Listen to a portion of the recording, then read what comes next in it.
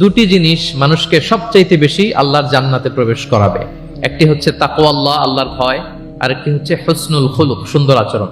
এখানে বলা হয়নি যে নামাজ মানুষকে বেশি জান্নাতে প্রবেশ করাবে, রোজা প্রবেশ করাবে, যাকাত করাবে, হজ করাবে, এমন কিছু বলা হয়েছে না। বরং সুন্দর আচরণ মানুষকে বেশি জান্নাতে প্রবেশ করায়।